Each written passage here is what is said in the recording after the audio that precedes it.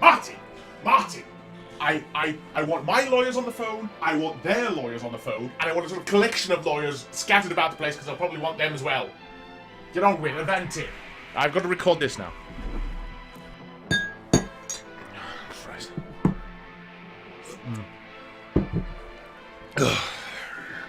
Hello, ladies and gentlemen. My name is Anthony Mews-Firkin, and I've been a director now for some 50 to 47 years, and this is my 1977 film, Yeti, Giant of the 20th Century.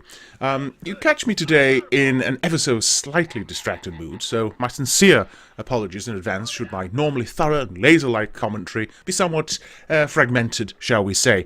I was sat at home calmly drinking a lovely little scotch, and in reading a delightfully engrossing speculative script sent to me by a proctologist from Nebraska.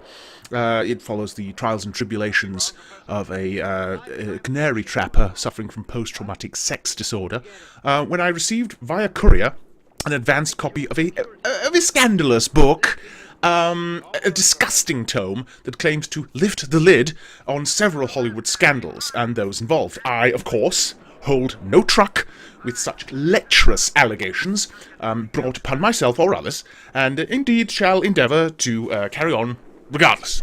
So, anyway, Yeti, yes, I recall this was filmed over a particular cold spring in Quebec. We were able to place the financing together from our old good friends in Italy and the Canadian Film Board. This led to some personality clashes. I'm not sure if you've ever witnessed Italians and French Canadians arguing over the budgetary restraints of an 80-foot-tall Yeti movie, but to give you some idea of it, imagine firing a flare gun into a room full of blindfolded geese, and it's an approximation. So the mining corporation has discovered in the frozen tundra a huge glacier containing what they believed to be a Yeti, a Sasquatch, a Bigfoot, a mountain man, a grizzly chap, a furry bastard. I'm sorry, but one thing to note about this repulsive expose book, the title of which I care so little about, I've forgotten, is that it can sit in its Times New Roman ivory tower and make these heinous accusations without having to give a shred of evidence. And who titles a book The Tarnished Town, Hollywood's Dirty Secrets? I mean, it sounds like something you'd find at some cheap provincial airport while you're waiting for your flight back to Gdansk to meet Robert to discuss that gritty reboot of Poirot. Actually, at a point, Martin! Put a note in my Zune regarding flights. Call Robert. Thank you. Anyway, sincere apologies. Casting here was a dream. Sheer dream. The actor here, the name eludes me, can simply wear a bobble hat like no other, and these two got on famously, always japing and mucking around. I recall one day, while we were setting up the first Yeti reveal scene, these two were playing around with the cast of the Yeti's foot, pretending to walk around in it, lumbering around, etc., taking pictures. Very fun times. I mean, they were expensive props, and some voices were raised and punches thrown, but still, fun times on set. Actually, one of the actors later revealed to me that they had used one of the resulting pictures for their Grindr profile, so quite charming. Actually, on that book alleges I was involved on something on set. In fact, I've got it here, I'll just read it. Here we go. But working on set wasn't all glitz and glamour. While on Sidney Pollock's 1975 film 3 Days of the Condor, a female actress on set was approached by a crew member and was asked to undo 2 more buttons on her blouse to give the scene more sexy. After she refused, she was accused of being frigid and let go the next day. This exchange was played out in front of the DP Adam Gold and second unit director Anthony Mews-Firkin, the latter of which was reported to be visibly excited throughout. Well, Annabella Finch, the author of this book, I was not visibly excited throughout. As all of my 4 wives can attest, I have not successfully achieved full tumescence since the Carter administration, so if anything, I was probably simply excited to be working with Pollock, or recalling a particularly funny episode of The Good Life, something like that. But enough. Enough. I shall not sully this commentary with any further such nonsense. The modelling for the Yeti went through many iterations during production.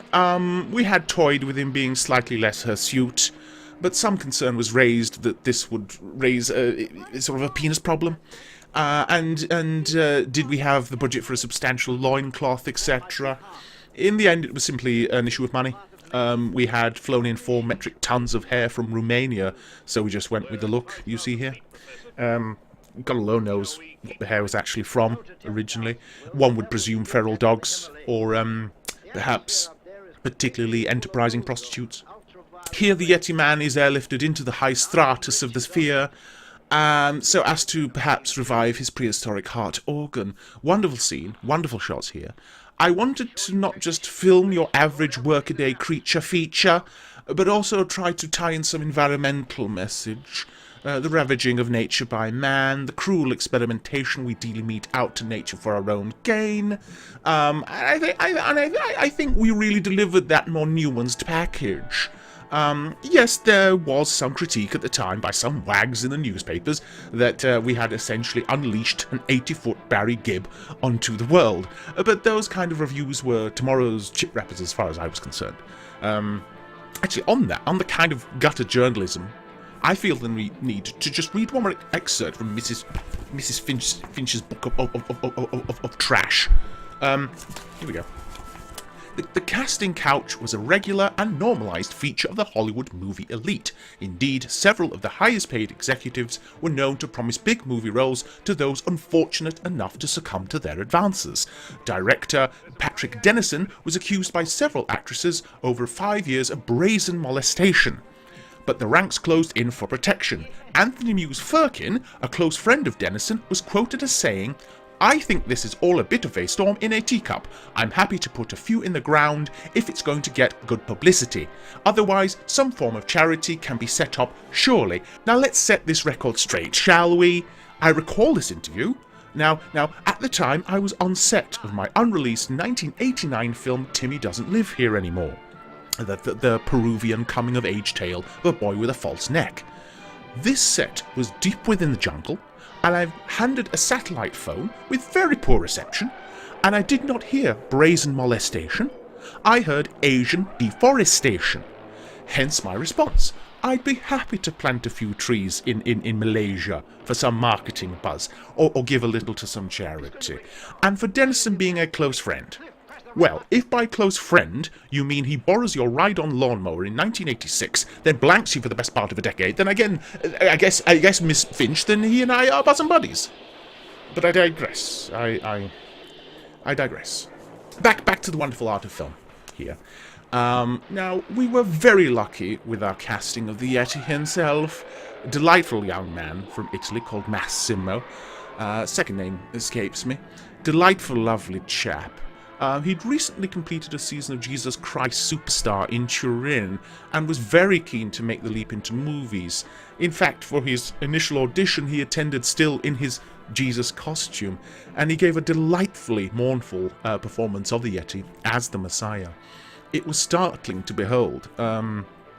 He did have a few ideas for the part that didn't really sit well with myself. He saw our Yeti as a sort of environmental Jesus figure with political overtones. For example, he storyboarded out an entire new scene wherein the Yeti is giving some form of impassioned sermon of grunts and screams while he destroys downtown Toronto with a railway carriage as some form of ersatz cudgel. But I thought it a little too controversial.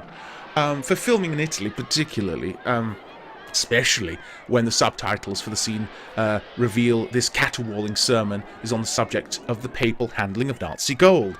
Not quite a fit for the picture. But as an actor, he really was the best thing since sliced toast. Really was. Little glimpse behind the curtain here. That glass is not real. No, it's a very much weaker sugar glass. At least it is in this scene that made the final edit. There was some confusion with our Quebec props people, and the initial Yeti containment obelisk was in fact fitted with real glass, much to mine and indeed Massimo's dismay. Mine because as the Yeti smashes through it just didn't look right on film, and Massimo's because as he punched himself free, it did very badly lacerate his paws, arms and legs. He wasn't best pleased, poor lad, and it resulted in a short trip to the local hospital. But, as I've always said, you can't make a Yeti movie without nearly killing an environmental Jesus. Powerful, powerful work here. Very much Annie Hall meets The French Connection. In a blender on acid. Speaking of which, I think it fair and frank to say that while I was on set for this movie, I was overtly befuddled by my ketamine usage. That's the thing about it. It is just so Moorish. I had sought therapy in '75, I think it was, at the Henry Ford Clinic in California. This was some years before Betty created her recovery center. So I spent a few confusing weeks building the Ford Pinto. Not exactly the treatment I or the residents with me thought it was going to be. When sometime later we read all those stories about Pintos catching fire, people being injured, etc., it came as no shock to me. I mean, that's what you get when you conscript untrained people wired off their nipples on drugs to build cars. But the cafeteria was excellent, so every cloud. Actually, on matters of confusion, I really do need to make a short rebuttal, yet again, regarding something smeared onto the pages of Mrs. Finch's book. In the title, in the chapter titled The Film-Making Machine, she makes heinous allegations about an old friend of mine, Alfred Jacobi, who you may remember directed that 1960 film, The Love That Dare Not Smile, the harrowing account of a professional dentist who, due to a disgruntled lover's allegations, is forced to come out to his friends and family as a homosexual. Well, Miss Finch asserts that Jacobi not only struck actors who he felt were not giving their all during takes, but would do so in full view of everyone on set, and furthermore without any fear of repercussions. Now, I have seen Jacobi do many things. I have seen him steal sugar packets from an IHOP. I have seen him perhaps run a red light. I have seen him maintain a strident polyamorous relationship with Martin Landau and Sybil Danning. I have seen him beat a homeless man to death with a bag of doorknobs. I have seen him file false taxes and incite a crowd of Mormons to violence. But, Miss Finch, I have never seen him do anything of that order on set. It simply isn't on. And to suggest so is to ignore the testimony of, I'd assume, dozens and dozens and dozens of friends and colleagues who would be too scared of Jacobi to even hint at such behaviour. Disgusting. Very disgusting.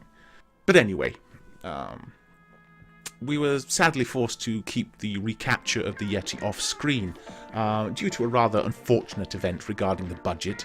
We had hoped to secure some 120,000 Canadian dollars of funding from a company in Sri Lanka, but rather late in the day an investigation from Interpol revealed the source to be the Tamil Tigers, the revolutionary group in Sri Lanka who were at the time hoping to create an independent state within said country. I have to say I found that very tiresome.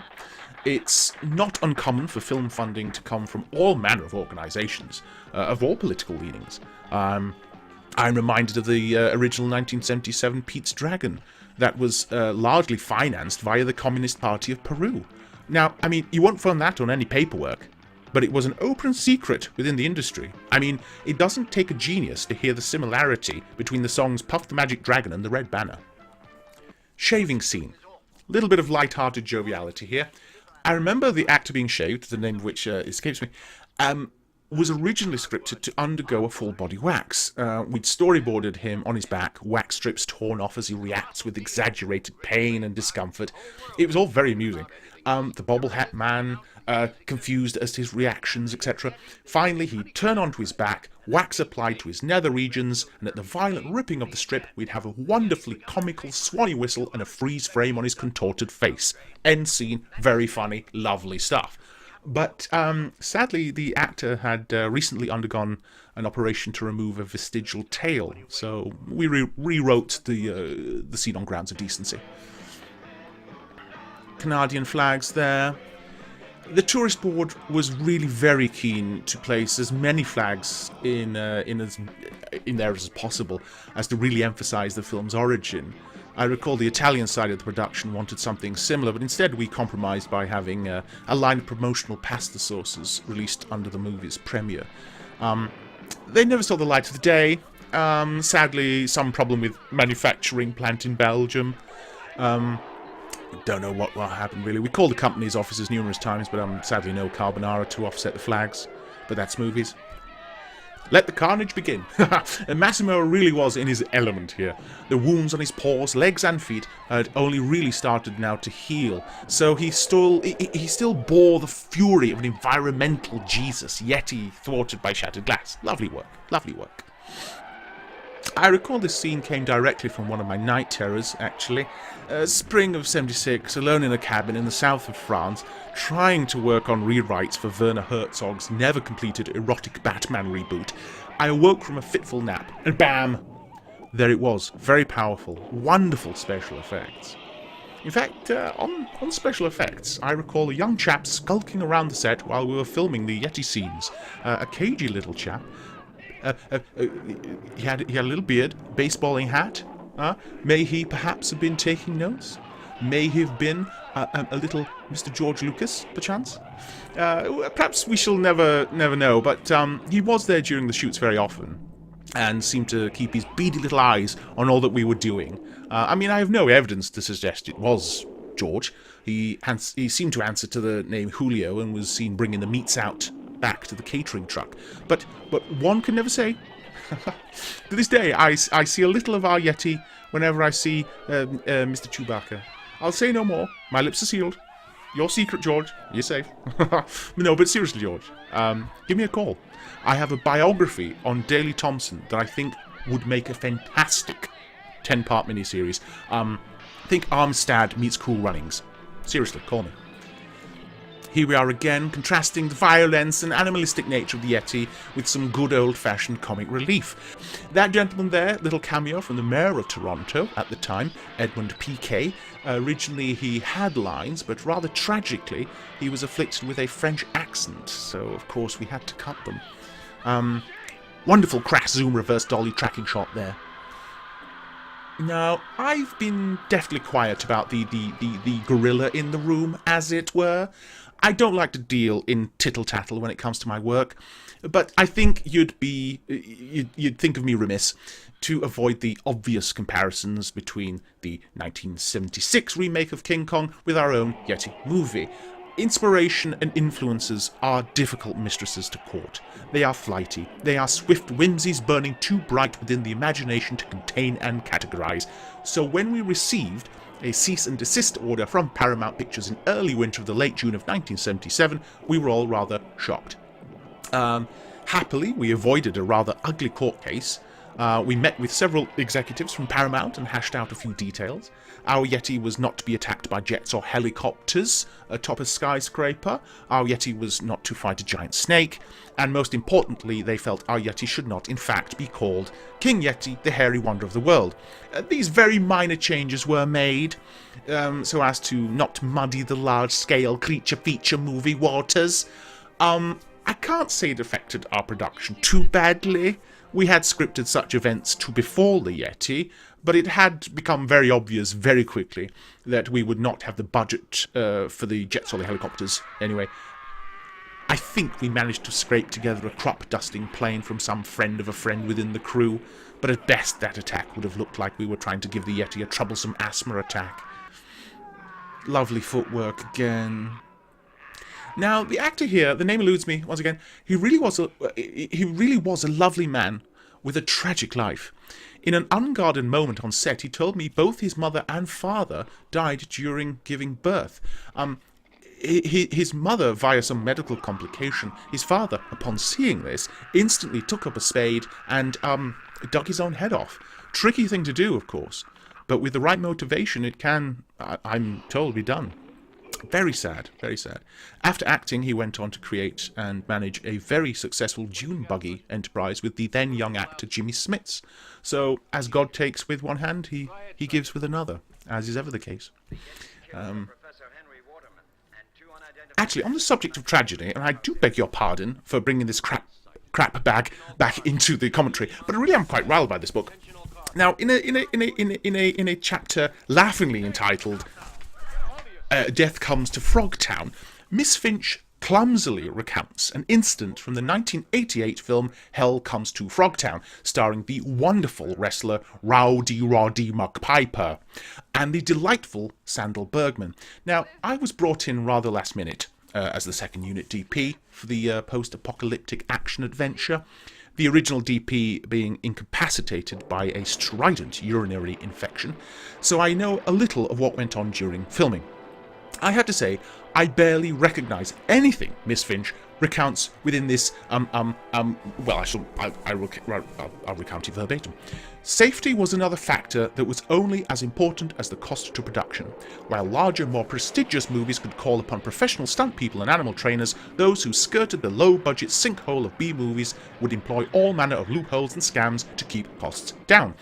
Famously, the movie Hell Comes to Frogtown saw several such shortcuts shamelessly used. In one scene, a non-union stuntman was severely injured when his scripted fight with a cougar went horribly wrong when the trainer could not control the beast. Well, Miss Finch, as ever, you get many of the salient points of the story abjectly wrong.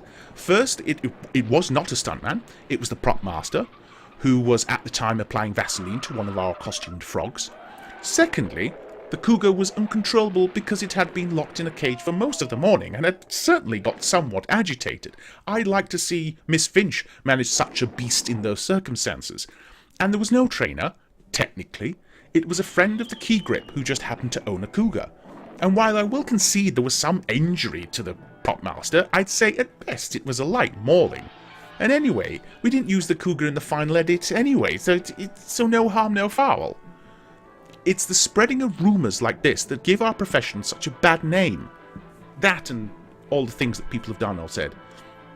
But please, Miss Finch, get your facts right. Several years later, I worked again with that same props master, and he had little malice.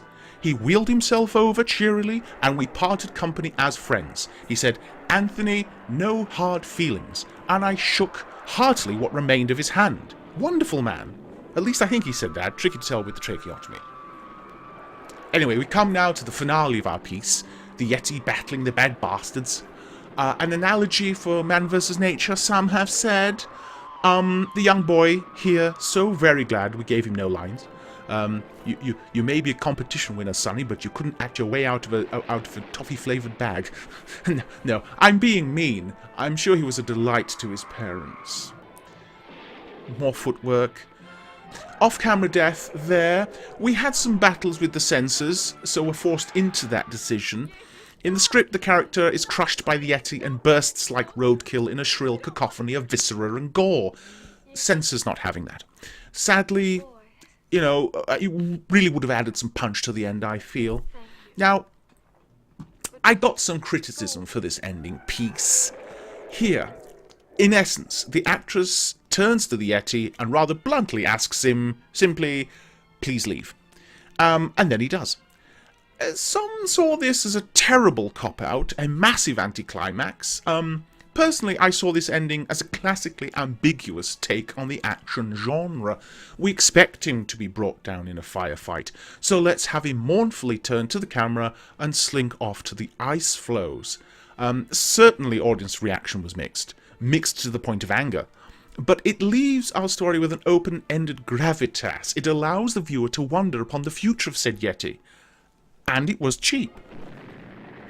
Closing with stock footage taken from National Geographic there, and a lovely close-up of the Yeti. Classic Firkin, if I do say so myself. Massimo really letting the viewer know the deep emotion there, whatever it may have been. Well, I'm very glad you joined me for this, my 1977 movie, The Yeti. Undoubtedly a highlight of my career. Right. Martin! Have the solicitors called! What's Max Clifford doing nowadays? Get him on the phone. Yes, get him on the phone.